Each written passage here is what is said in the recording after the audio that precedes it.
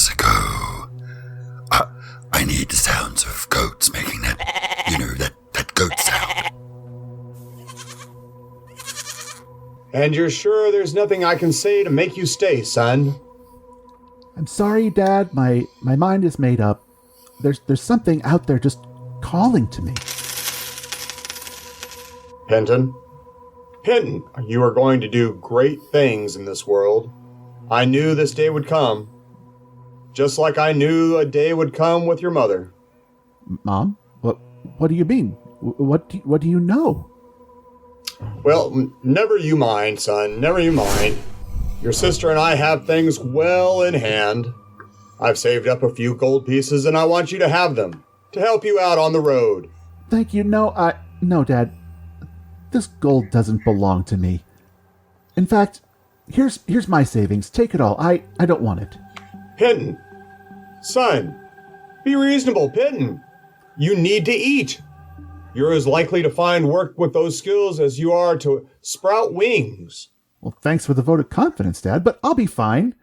I'll send word out if I find Mother. Oh, son. Goodbye then, son. I love you. Take this walking staff. Surely you can't say no to a simple walking staff carved by your father. Good point. I mean, after all, how valuable can a staff be? Other than, to my heart.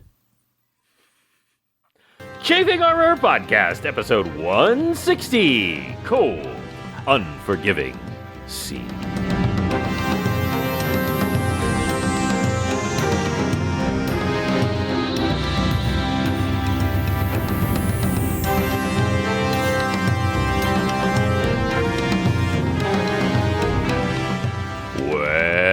Welcome back to the Chafing Armor Podcast. I'm your host and irascible Dungeon Master, Michael Corley. With me tonight, playing young Penton, is James. James, tell us who you'll be playing. It's old Penton. Hi, this is James. This is James. I'm playing Penton Chalice, a spell scale sorcerer.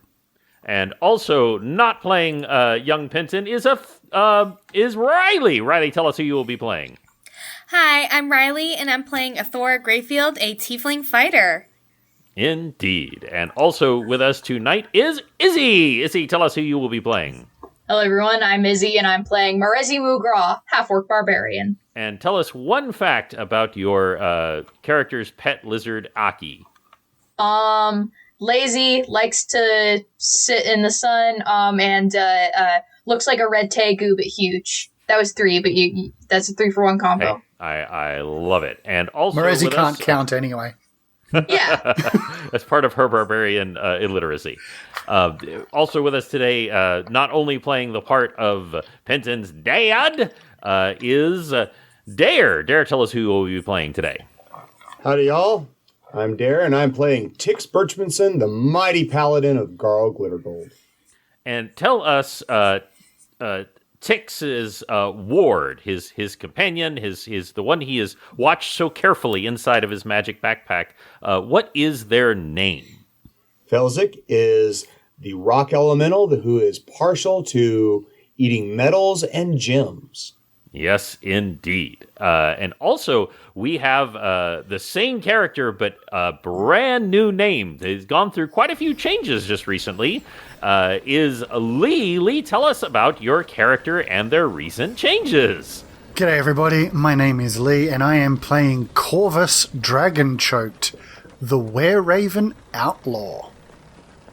Yes, he has been through quite a lot of changes, including having his foot nearly lawed off by Tix's ward. Just so. And when we last left our characters, they had set out in the Sand Swallow Sea to seek out the second half of the Staff of Seraphim, aided by the good ship Piss Whistle, along with the certain potions that they have gotten just recently. They have gone out looking for the Kraken's lair. On the way there, they were accosted by a grody barnacle monster, which they were able to defeat. However, either directly or indirectly, it had caused the side of the boat to begin to cover in a strange lichen-like barnacles, and the boat began to capsize to one side, and the water began to roil. Would anyone in this moment, as the boat is going like, most of you are below deck at the moment, and you can see you can start to see some seawater coming in below deck. What would y'all like to do? Point of order, DM.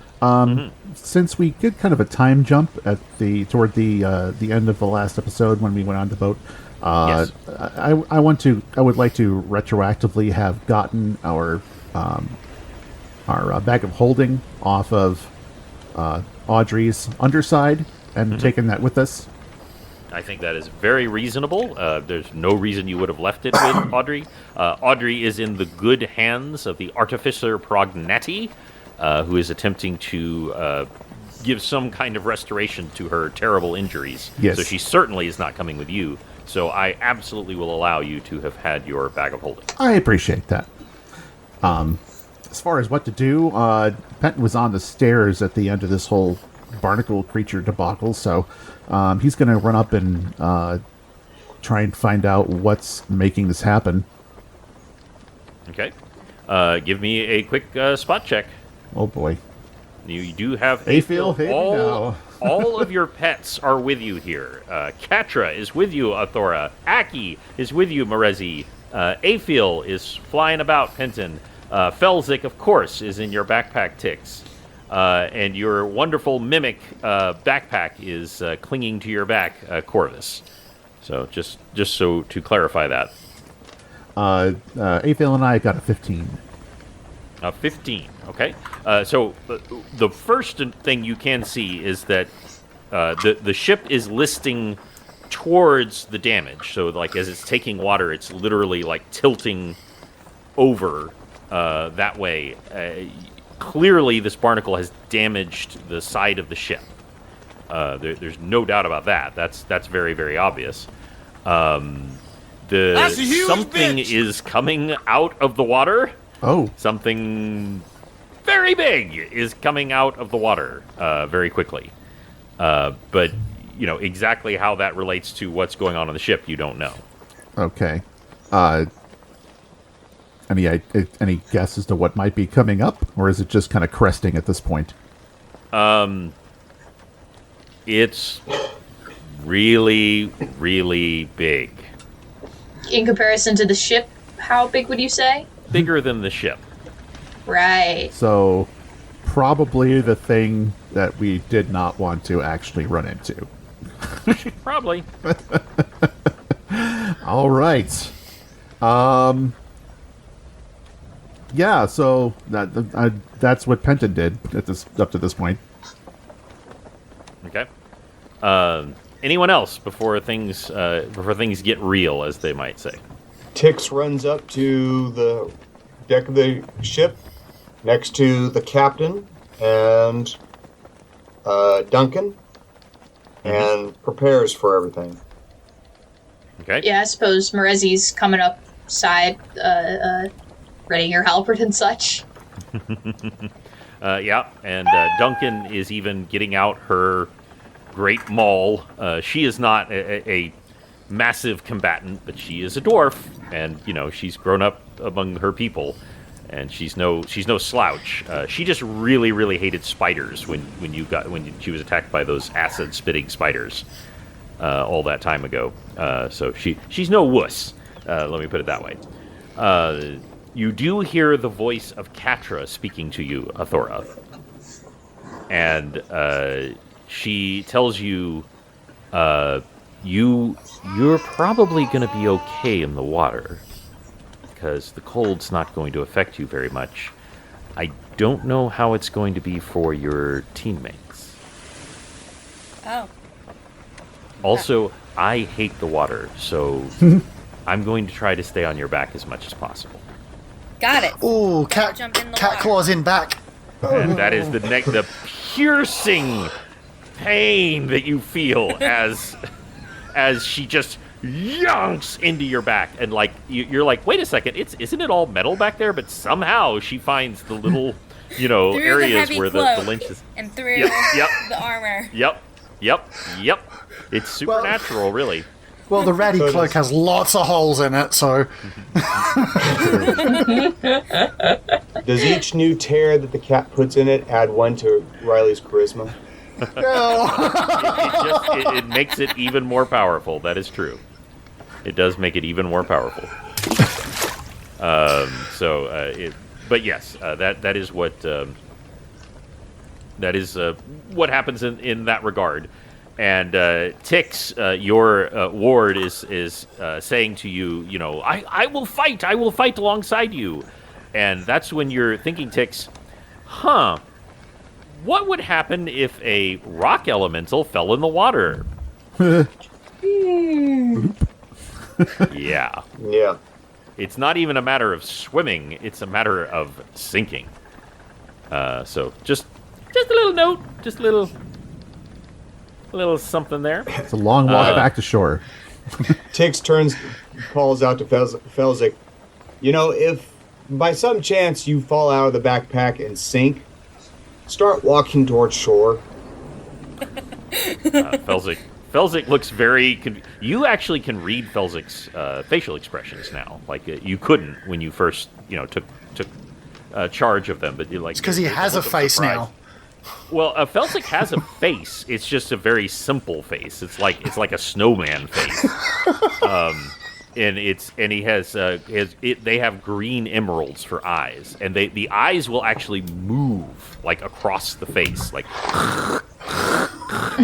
across the face. It's very that's the most animated part of Felzik. But they're surprised. They're honestly surprised. Like, oh, like I hadn't thought of that. That's not good. I don't want that to happen. Yeah.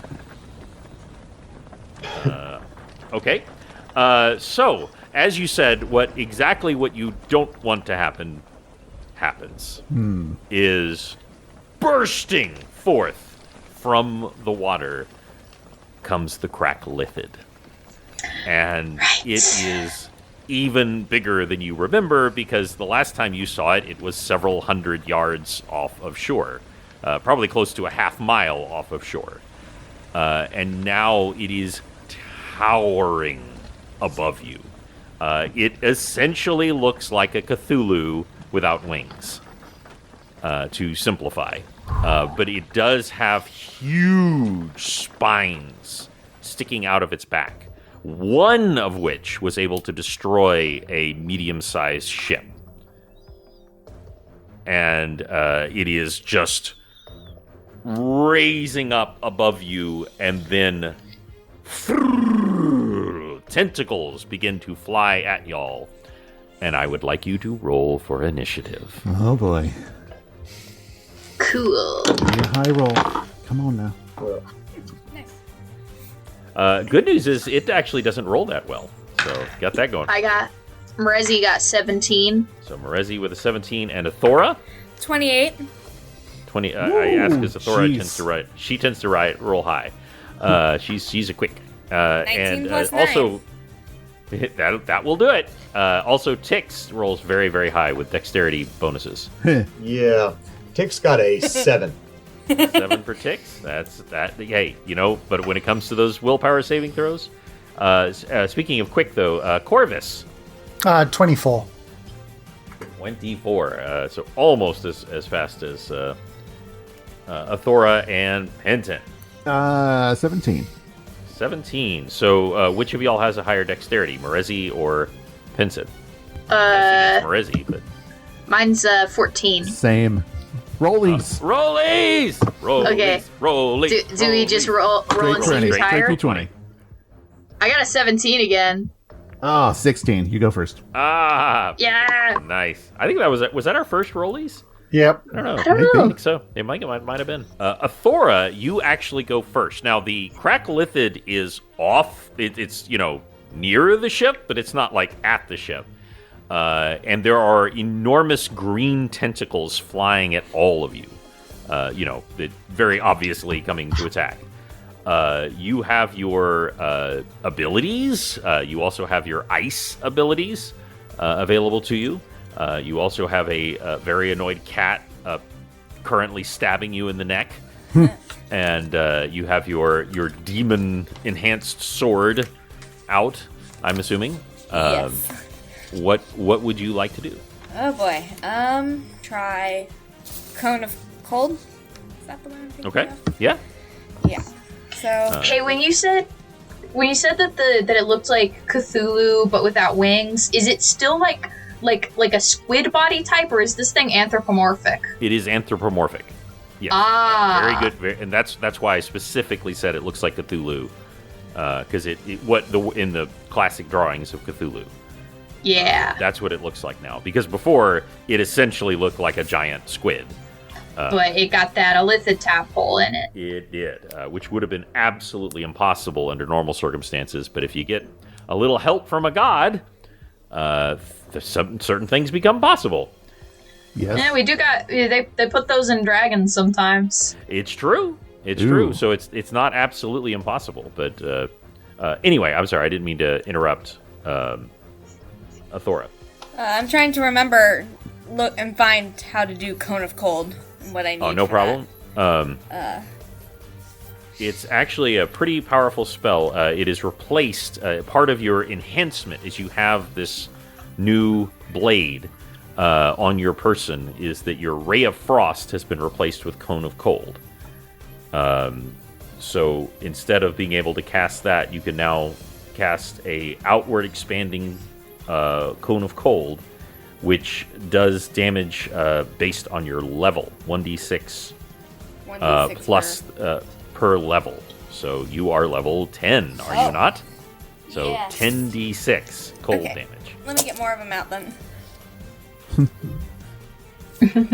And I do have a very important question. Where does this Cone of Cold come from? Do you breathe it out of your mouth like Hellish Rebuke? Or do you hold out your hand? Or I'm just flavor text curious. But I raise up my no. sword as if I'm... What? nothing. It's being silly. What but? I raise up my sword as if pointing at it, and through using the sword, I channel it out, and it spreads out around and attacks. I love Hell that. yeah. I love that very much. Yes, it channels through your sword. Okay. That's a lot of dice. Yeah.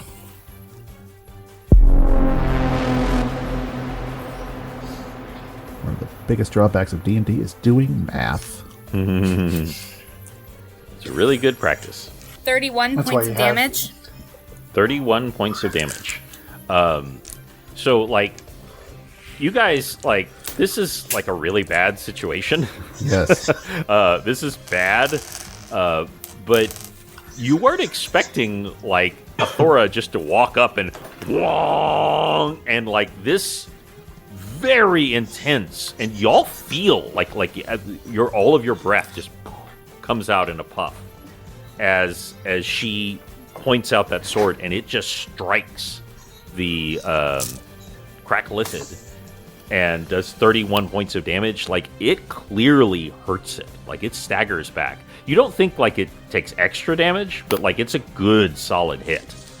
And, you know, as powerful and terrifying as this creature is, it's still flesh and blood. And that staggered it. It clearly was not expecting that. And that is your first attack. Actually, I'm sorry. Cone of Cold is a bonus action.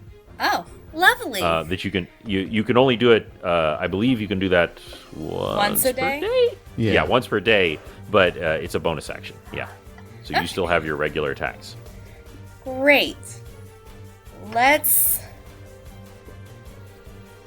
And are limbs heading towards us? Like, can I hit it with a sword yet? You absolutely. I will allow that because they are rushing at you. They are entering combat range. Great. We'll do that. Okay. Oh, or not. Hold on. That is a 9 to hit. That will not hit. Yeah. Next one.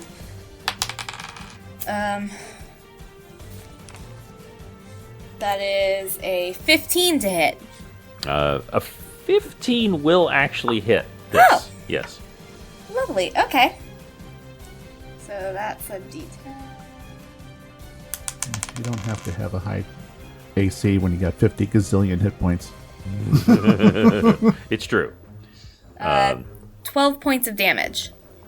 12 points of damage as you slice into one of the tentacles coming at you, and like a meaty chunk of it just hits the ground. You immediately smell this foul odor. It's just like awful fish, like rotten fish. Sorry. Sorry about that. My bad. Alright, I guess that's it for my turn. Okay, and you have 2 attacks? Yeah, I failed the first Oh, one. no, you failed the first one. That's right. Okay, yeah. I just thought you had 3 attacks. Is that wrong? Yes. I could be wrong. Hold on, I missed a week. I may just be wrong. Yeah, you have 3 attacks. Yeah, because That's you're right. level I 10. leveled up. You're a level 10 fighter. You're hardcore. Great. Try that again. Oh. That is a 14 to hit. 14. That will not hit, Yeah, okay. unfortunately. But that's okay. Moving on to Corvus. You are looking up at this several 100-foot tall fish monster staring down at you, at little old you. What are you going to do? With that cone of cold thing, did any part appear to get like frozen? Yeah, absolutely. It's kind of the part coming out of the water. So like if you think of like the chest, like the like right where the like breast area meets the stomach, like that area got because it was just the closest target to her. Nice. Okay. Well. God, I have so many things I could do, and all of them rely on you. All right. First things first. I'm going to. Oh, okay. I'm going to attempt to pull the same trick I did a while ago. I'm going to spin around, pat my pack, take out one of the 3 remaining eggs that are in there. Pat the bag again, put it back on my back, spin around, and throw that egg at that frozen part. I love it. I absolutely love it.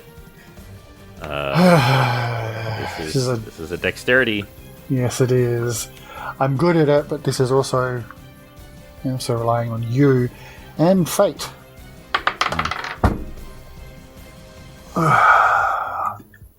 +5, so 22. That hits. Okay, Brought out of the barn. That's a bit... Yeah, but knowing what he's been through, it wouldn't surprise me if he somehow managed to throw it at the ship. Yeah, so that jelly, that egg goes boom. And what is the damage on those boom jellies? Did we establish that earlier, or? I don't have it on me, but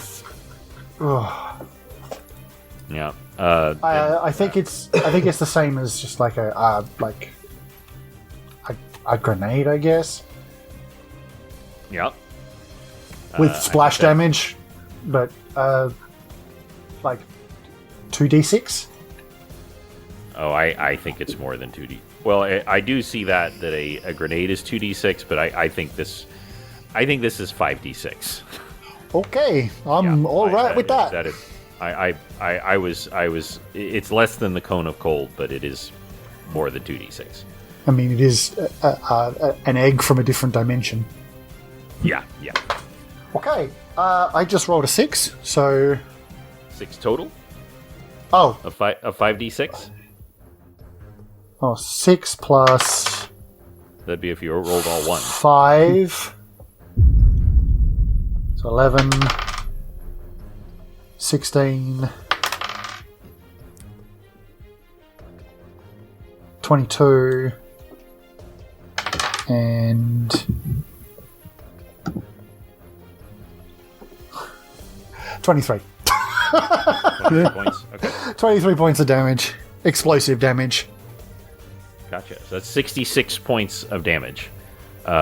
It rocks it back, and you aim for the part that was damaged by there's still like little cracks of ice clinging to the chest as the water splashes up and begins to melt it. I was kind of hoping it'd like explode and tear open its guts because it's like frozen and. Well, it's not that it didn't do that. It's just that this thing is so tough. Fair. That didn't happen, but it was the right type of attack, and that is your first attack. Well,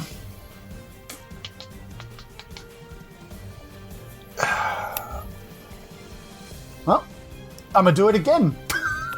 Okay. Roll to hit. Ooh, so close. 19 plus 5, so 24. Yeah, that will definitely hit. Let's roll these 5d6s again. Nope, try again. Thank you. 5, 6, 6, so 12, 17, 20, 22. 22 points of damage? Yep. So, like, just describe to the listener, like, what it looked like when you launched these 2 boom jellies at this giant cracklithid. He would have double-handed, so, like, he would have had one in each hand, and then just kind of spun around, launching each one at the thing.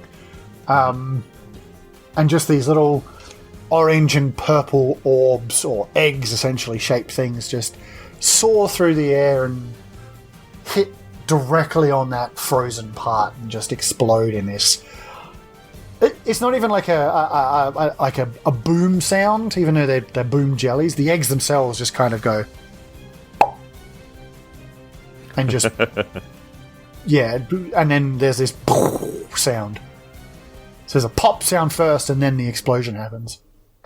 Okay, I love it, and to be honest, like, you do see, like, you don't see guts come out, but like you see exposed muscle. Like, y'all are. These attacks are far more effective than you could have possibly hoped for. Like, they are really damaging this creature. It is not just like shrugging them off and laughing at you. Like, you're hurting it. You can tell. And speaking of hurting, Marezi. Yeah, all right. So this is the second ugly, weird creature Marezi has seen in one day, and just as her response, I believe, if memory serves, just as her response was to the first ugly creature, she's going to fly into a rage. Mm-hmm. So let's see. That gives me 16 extra hit points. Makes my strength go up by a couple points. All right, so, and a third attack. So you said that the tentacles are attackable? Yes, they absolutely are. All right. Because they are about to come into contact with you. Right. Let's see. 29. I'm gonna roll my 3 attack rolls. Please go ahead and roll all of them. That will. 21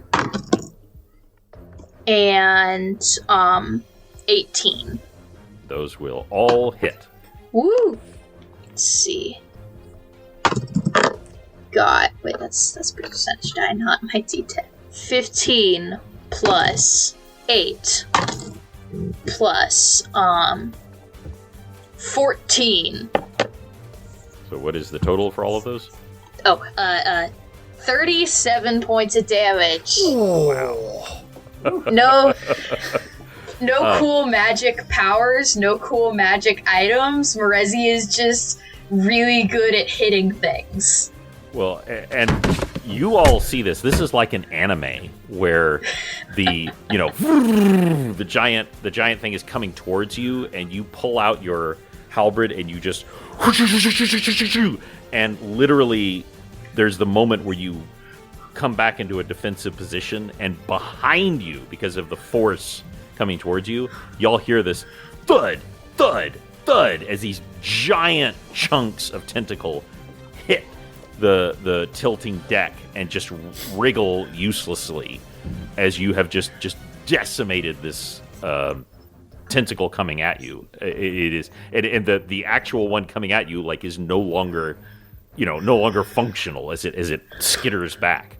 That's how much damage you did to it. I've just got this image in my head of this crack lizard just yes, finally I have you. Now ow, ow, ow, stop, ow, that really hurt, stop. Yeah, I mean, y'all are like little wasps to it, but y'all are stinging really bad. Wasps. I hope we're like murder hornets. They do.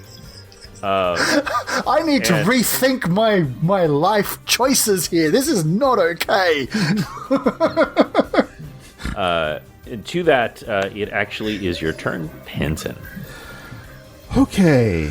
All right. Hey, look, Penton has lightning and there's lots of water around. I've been preparing for this for like a month.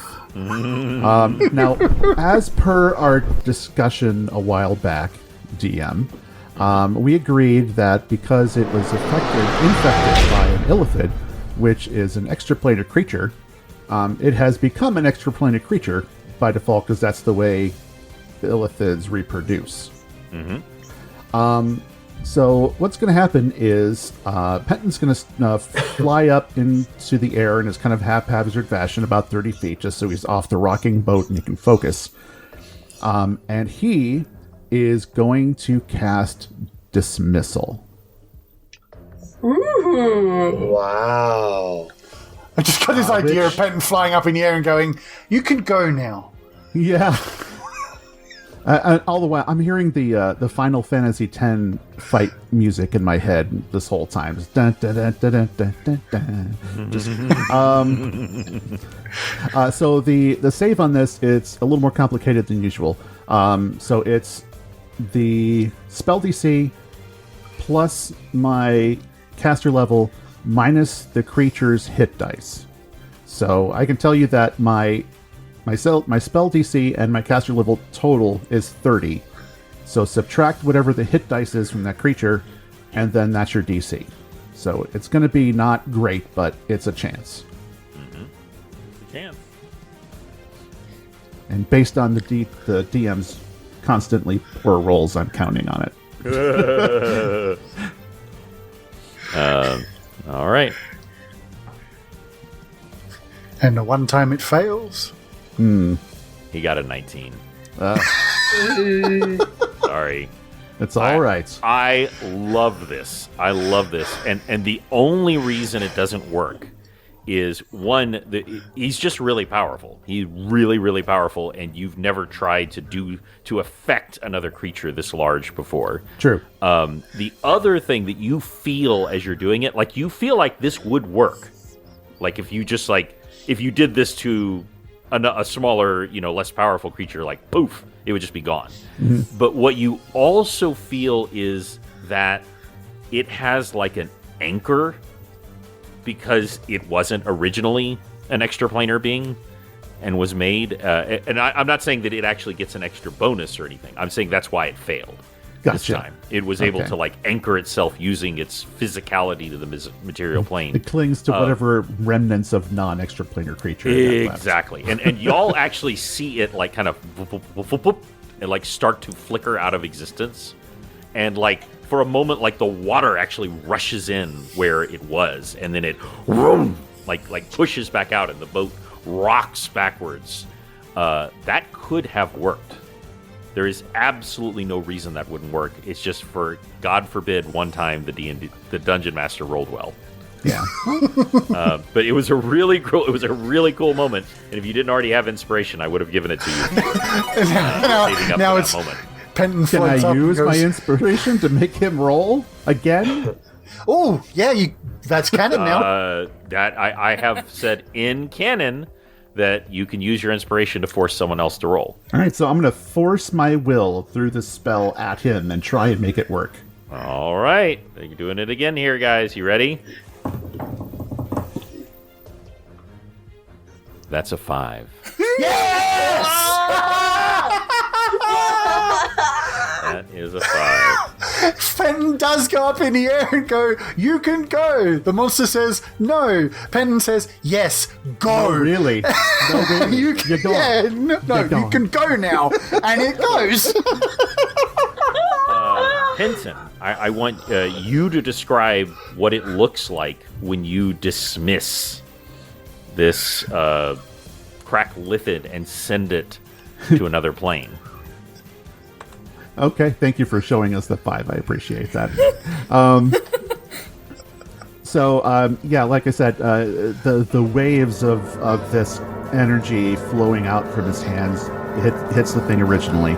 It flickers like it's trying to fight back, and Penton, while he flies there, focuses harder, and the waves get this silvery platinum after image on them, and they soak in to the cracklithid, and just, I know he's not actually doing it, but it looks like he just dissolves. I love it. I absolutely love it. And one more thing, you need to roll a percentile die. And tell me I if it's 20 or less. It was a 10%. Oh, so who knows where he went? That's right. He did not. He did not go to the plains from whence the aberrations came from which the mind flayers came from. He went to a completely random plane other than its own. And where that is, we don't know. So some devil in the plane of fire just suddenly gets a new friend. It's like, where did you come from? Yeah. This needs some sort of epilogue. Your dungeon master is going to resolve where this cracklithid went. Fantastic. That's going to be great. But the guys, the reason that I wanted to do this battle, I actually had obviously combat has ended at this moment. Poor Tix. Oh, didn't even get to go. he was hanging out with his girlfriend the whole time. Tix had unslung Destiny Seeker and was like, "Okay, you may have to be employed to use your power. We may have to do some major damage here." And then the cracklithid disappears, and he goes, "Oh, better luck next time."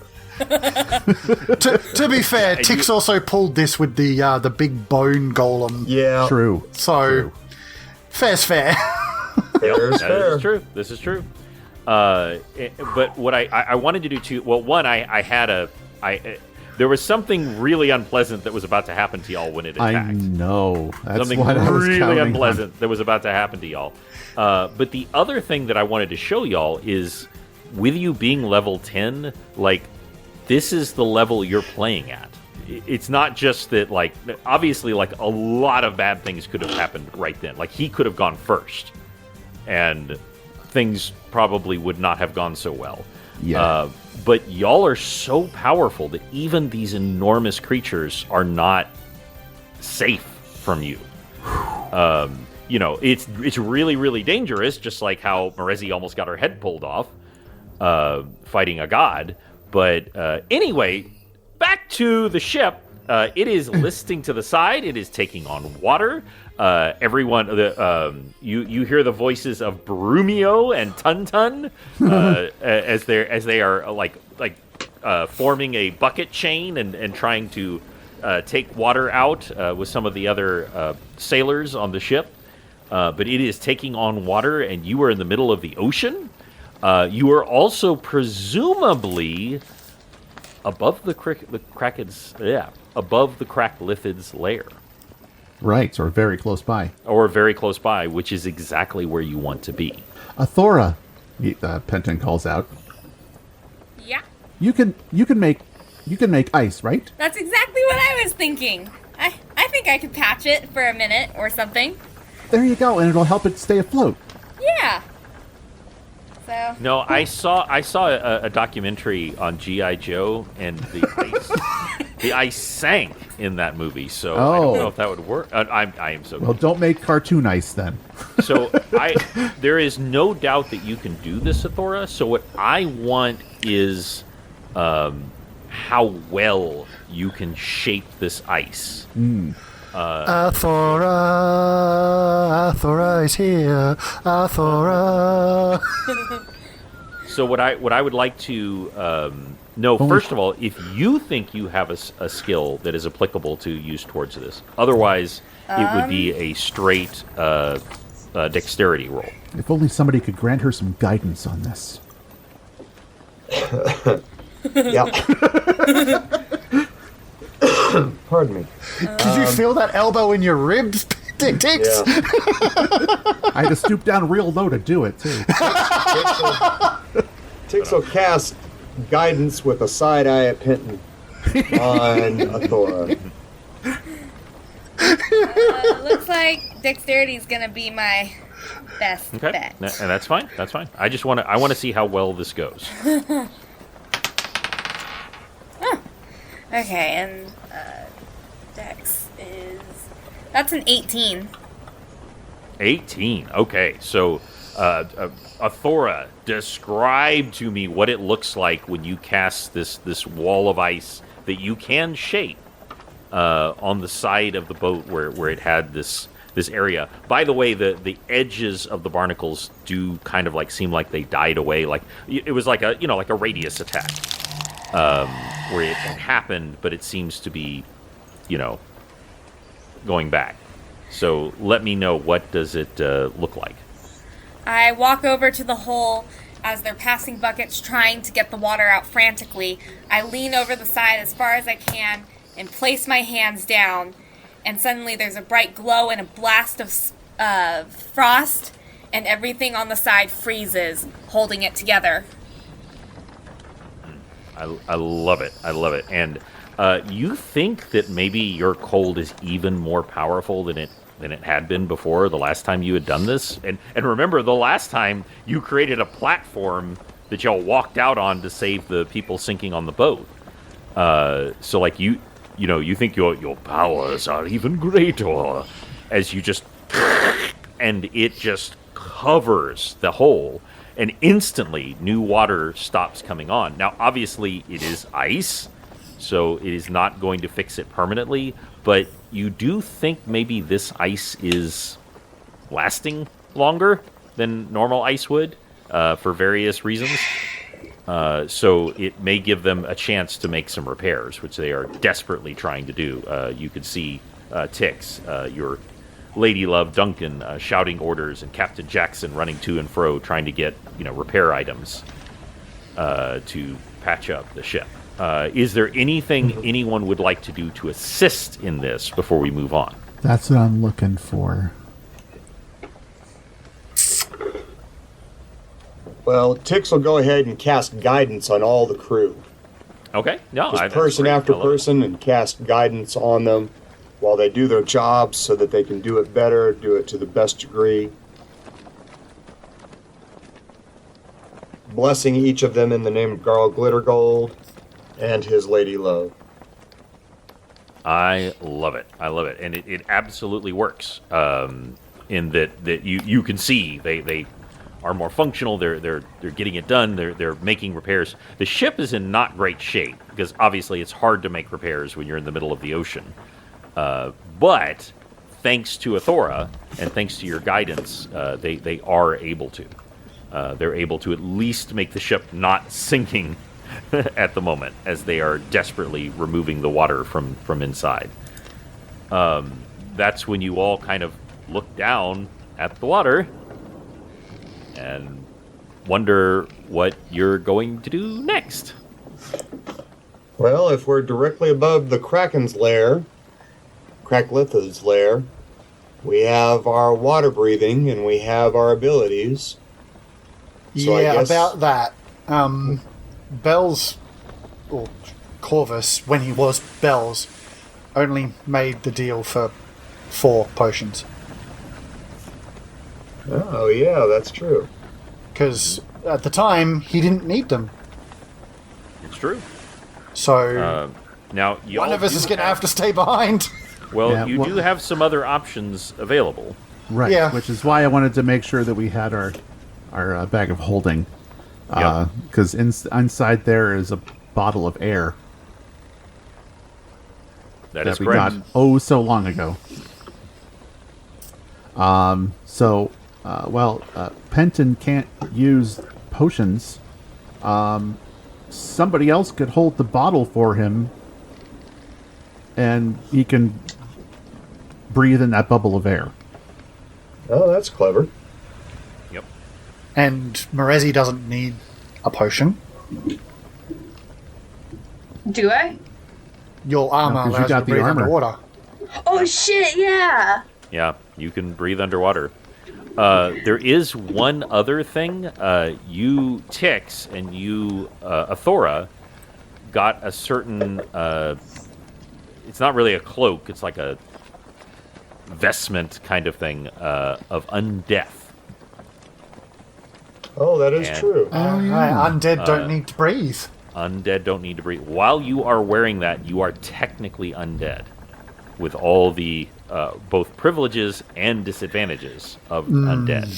Like being my favorite enemy. That's being, right. and That's right. being susceptible to ticks. It is very unpleasant for Tix because you do feel more cut off from Garl Glittergold when you're Right. wearing it. So that's probably not a good idea. Yeah, but I do just want to mention it because y'all were aware that while you were wearing it, you didn't need to breathe. All right, so we have 4 potions. So we really just need to use the bottle of air for Penton since he can't use the potion and everybody else has the water breathing. No reason to take on any penalties for being undead. Yeah, just maybe use that as a last resort for whatever. Or keep one of the potions since Morezi doesn't need it. We keep one of the potions in reserve just in case. Yeah, because who knows how long we're going to be down there. Well, I mean, Corvus has no issue with wearing the undead thing. It's not as if he hasn't been through enough changes in his life anyway. Very true. It's just going to be one more. Because the more potions we have in reserve, the better. Okay. True. All right. So Corvus is going to wear the robe of undeath. I wanted to make sure and get these, to understand what y'all are doing before you head down. Yeah, so then And then- Morezi's using a potion. Athora and Tix are using a potion, and Morezi's No, using not her Morezi's armor. not using a potion. That's right. Yeah, 'cause she's got Morezi's the using armor. her armor. All right, so So, And who's so holding the bottle for... Penton and Tix will glow down in the depths. oh yeah, for light, right? But who's holding the bottle for Penton?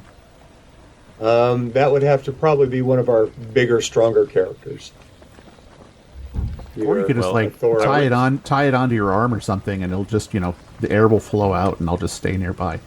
I will say, Morezi, you noticed when you were in the armor, when you were swimming underwater, that it was much easier for you. Ooh. It's good. It's not like you're like Aquaman, but you can basically swim as fast as you can walk or run. Nice. Whereas normally you would be half speed, and so it would be easier for you to do something like that. Hold on. So Penton can't use magic items and can't use the bottle. Can't we just Nope. tie it to his face? I mean, And it's like a scuba thing then. No one needs to hold it. He doesn't even need to hold it. He's technically not holding it at all. It's just hanging off his face. it depends on how comfortable he is with that. Because if he violates his active vow, Yeah, probably, I'm not then taking a loses. chance on that one. So whoever it is going to have to hold next to it, and every time you tap them on the shoulder, jam it in your face.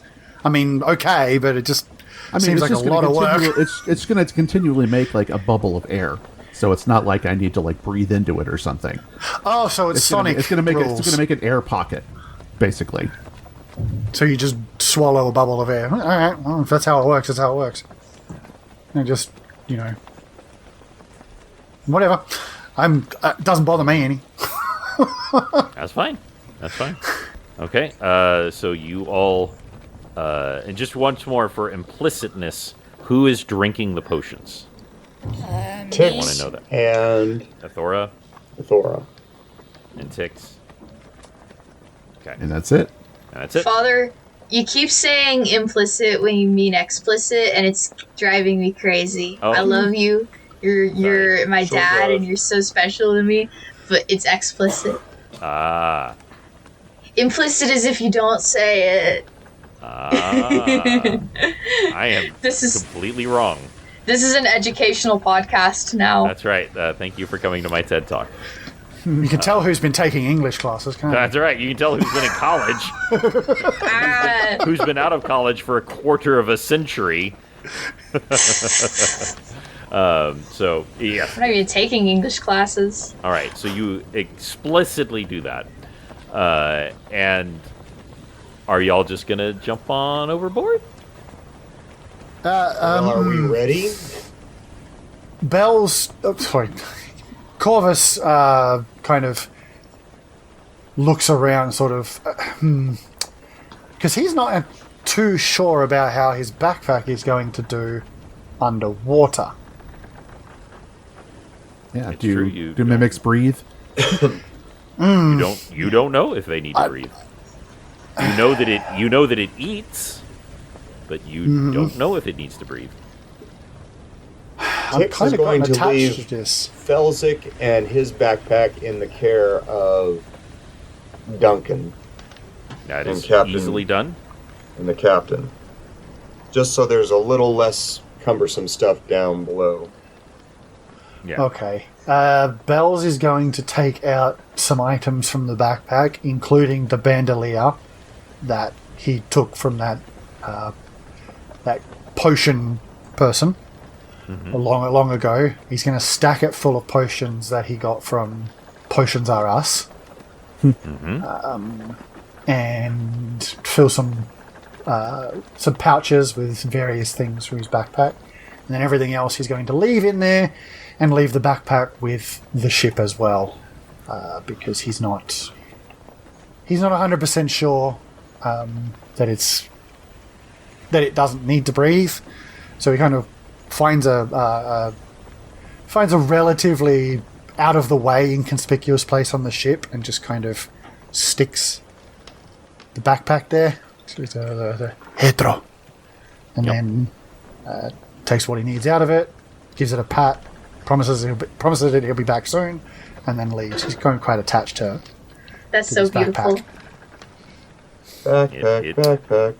And you Comes think, you think you see for a moment its eyes like kind of pop up for a second and look at you, and then go back into themselves. Bell's going to Corvus. Man, he's going to get time to get used to that. Corvus wanders out and sort of stands in front of Jackson and Duncan, and just kind of, if this ship sinks, I'm coming after you. And then dons the undead robe and You have dives over the experience edge. for that. Dives over into the water. And one by one, you all dive into the water. It is shockingly cold. Oh, I hadn't noticed. Well, I don't feel it. Yes, one of you is less, and also Athora, for another, is completely unaffected by the cold. And you undead are do- dead senses, so Yeah, and you do also notice that Merezi, you are completely unaffected by the cold of the water. Cool. It seems to be a byproduct of that you can move through the water as easily as you can move through land, essentially. So you all begin to make your way down, two of you giving off glows. It's not great, Penton, the whole breathing thing. Yeah. It absolutely is workable, but it sucks. So I need you to just give me a quick willpower saving throw. I can do that. It's my And best since save. you're close by me, you get +2 to that. Oh, yeah. Very good. Every time. Paladin. That 14 makes plus 9, so yeah, 23, so... 23, yeah. So even though this is really awkward, Marezi is holding it as steadily, and it's just way easier than it should be for her to hold it. You can also, even with the light and everything, Marezi, you can see better in the water too. Ooh. Just not like perfectly, but just like, again, it's almost as if as easy as it is for you to walk, it is for you to swim as it is for you to see underwater. Hell yeah. And this is... You have had dragon scales infused into your scale armor. And so it is imparted upon you like some pretty powerful magic by a certain lizard god. Yeah. From quite a while ago, from when you first arrived in Mascate.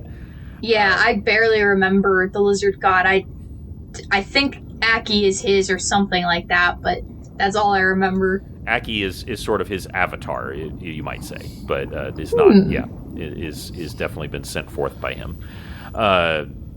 So you are all been able to make this work, and you make your way down and down and down, and it is uncomfortable, and it is cold, and it is just miserable.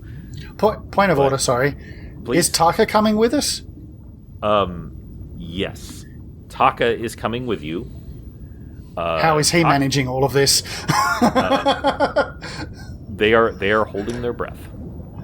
Oh. Monks can do that, yes. Yeah, they are holding their breath.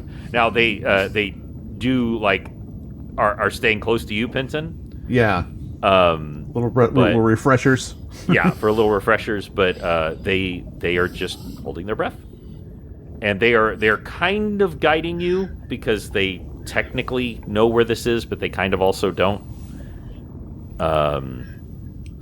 And you make your way down further and further and further, and I would like everyone to make a willpower saving throw. I hate you. The silver arm glows blue when half stops so close. 4. 4. And remember, you get +2. That's right. 6. 13. 13. 17. 17. So that's another 23. 23. Oh, and I need to roll Who would have thought the sorcerer got a high willpower? Okay. 27 for ticks. 27. And what, Pinton, what did you get again? 23. Okay, that is probably the most important one. Of course it is. All of you are blasted with a psychic blast. And anyone who rolled less than a 15 is now stunned. Oh boy. And begins to drift in the water as the currents take you to your dark and watery grave. And that's where we'll end! Chafing Armor, episode 160. Great job, everybody! Thank you so much for not killing us. I was Marezi drowning arc. I was not expecting y'all to put the smackdown on the Cracklithid quite so quickly. Like I said, I've been planning this for a month. Oh yeah. Well, you know what? Just hemming and hawing and studying and reading up on details. But that's what Pinton would do. That True. is very consistent with your character, and I loved it. I love that you chose to do that, and I love that you we established when Thralaville got to use his inspiration to force the hut to teleport to Mascate. That became canon. And I wouldn't have remembered unless you reminded me that I had one. Thanks. That's what I'm here for. Since we are getting into the meat of the climaxing and the finale, or possibly the finale or whatever, might I suggest the DM start keeping a deck of cards nearby, just in case? Deck of cards, huh? Mm-hmm. Yeah.